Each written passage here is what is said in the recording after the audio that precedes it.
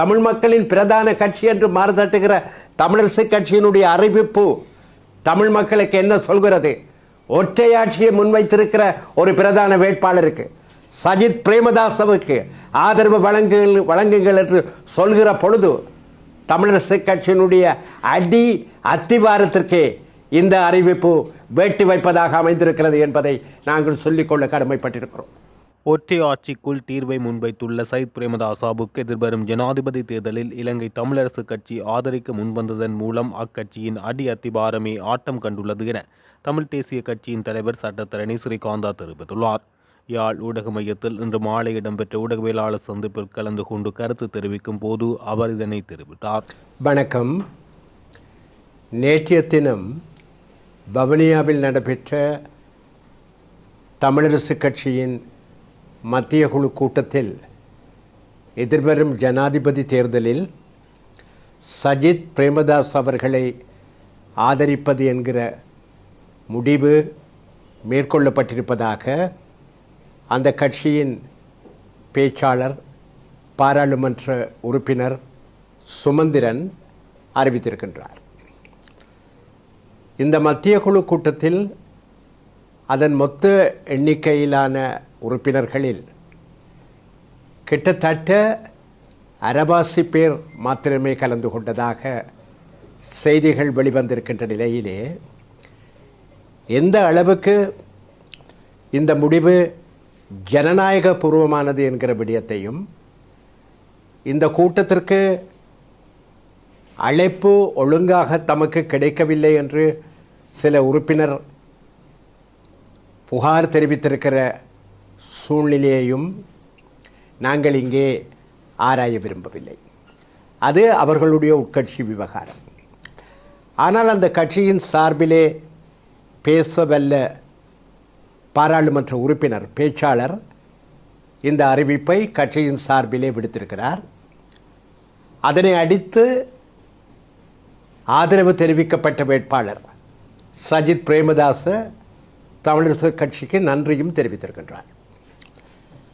எங்களை பொறுத்த மட்டிலே தமிழ் தேசிய பொது கட்டமைப்பாக தமிழினத்தின் சுதந்திரத்தையும் சுய நிர்ணய உரிமையையும் வலியுறுத்தி ஓர் அரசியல் தீர்வு ஏற்படுத்தப்பட வேண்டும் என்கின்ற கோரிக்கையோடு முன்னாள் பாராளுமன்ற உறுப்பினர் அரியநேத்தன் அவர்களை களம் இறக்கியிருக்கிற எங்களை பொறுத்த மட்டிலே தமிழ் தேசிய பொது கட்டமைப்பை பொறுத்த மட்டிலே ஒரே ஒரு விடயத்தை மாத்திரம் நாங்கள் இந்த சந்தர்ப்பத்திலே எழுப்ப கடமைப்பட்டிருக்கிறோம்.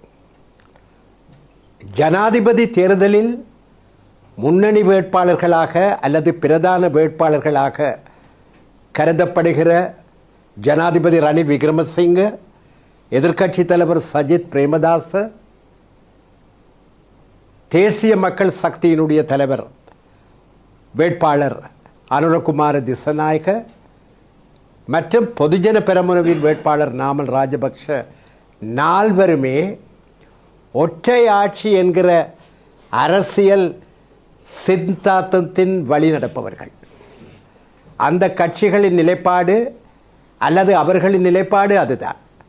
அதில் எந்த விதமான சந்தேகத்துக்கும் இடமில்லை.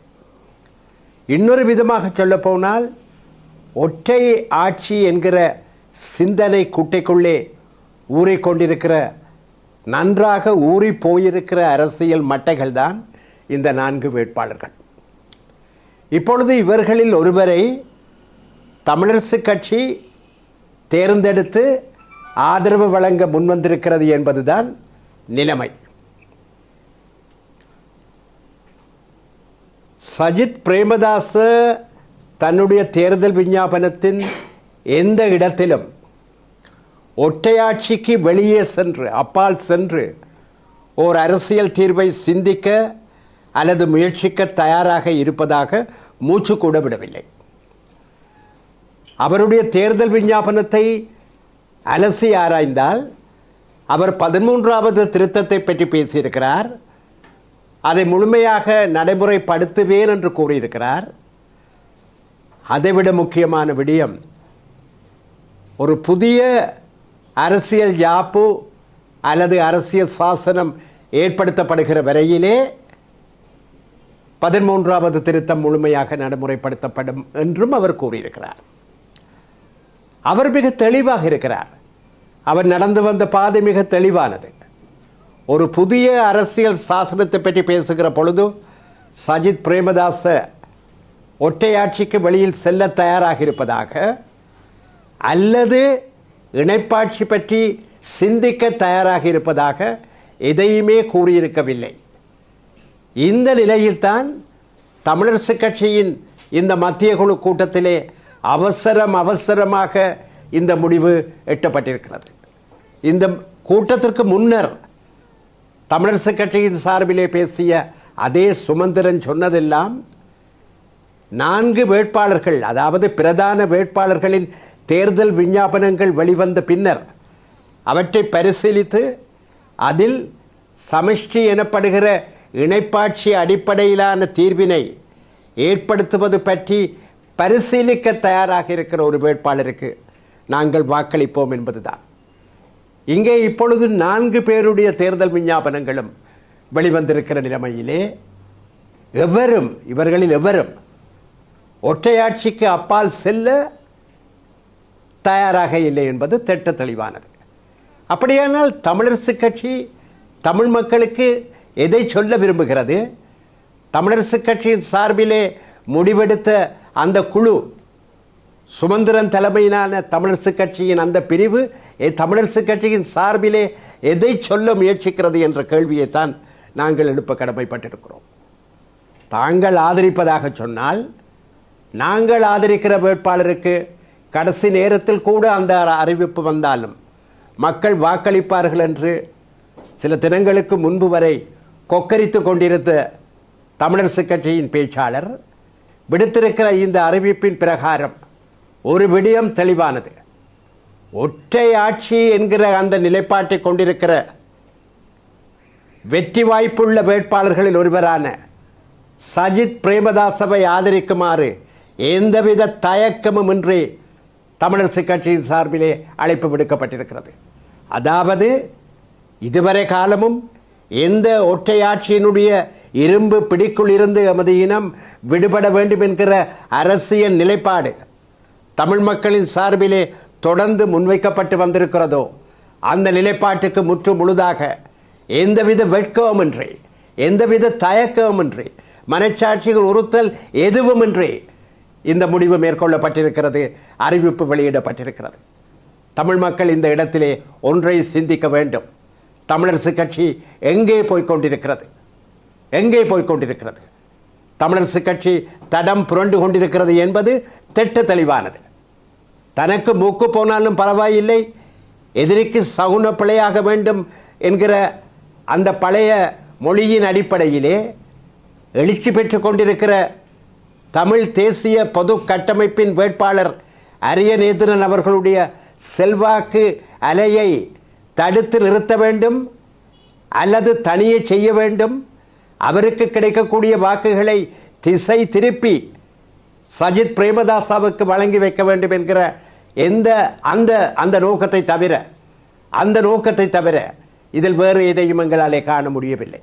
அதனால் தான் நாங்கள் தமிழ் மக்களுக்கு திட்ட தெளிவாக சொல்ல விரும்புகிறோம். மலையக தமிழ் மக்களை பொறுத்த மட்டிலே பிரச்சனைகள் வேறு, எமது முஸ்லிம் சகோதரர்களை பொறுத்த மட்டிலே பிரச்சனைகள் வேறு.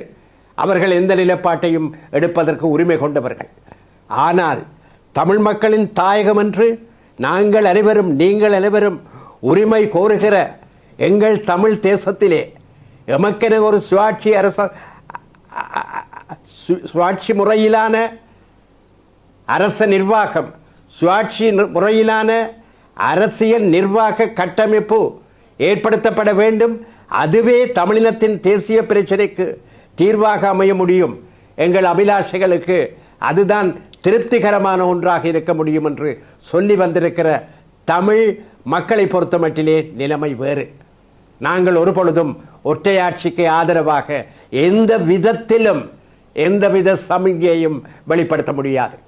ஆனால் இங்கே தமிழ் மக்களின் பிரதான கட்சி என்று மாறுதட்டுகிற தமிழரசு கட்சியினுடைய அறிவிப்பு தமிழ் மக்களுக்கு என்ன சொல்கிறது?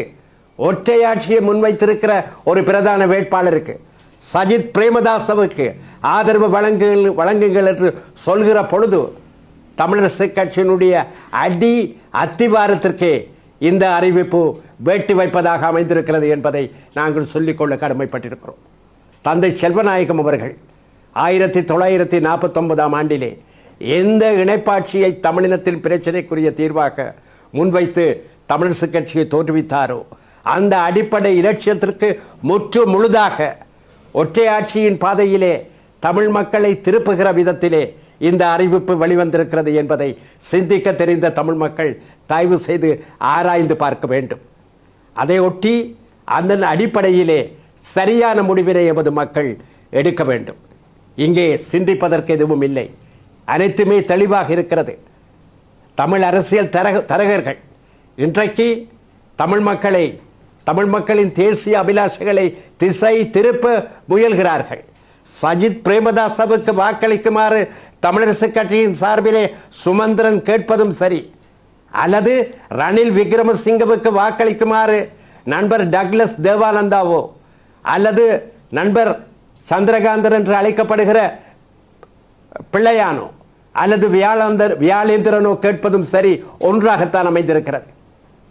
ஒற்றையாட்சி என்கிற நிலைப்பாட்டில் உறுதியாக இருக்கிற பிரதான சிங்கள கட்சியின் வேட்பாளர் எவருக்கும், அது சஜித்தோ ரணிலோ அல்லது அனுரவோ அல்லது நாமல் ராஜபக்சவோ எவராக இருந்தாலும் அவரை ஆதரியுங்கள் என்று தமிழ் தேசியம் பேசுகிற ஒரு கட்சி கேட்கின்றது என்றால் அந்த கட்சி தமிழ் தேசியத்தை உதறிவிட்டு இருக்கிறது என்றுதான் அர்த்தம்.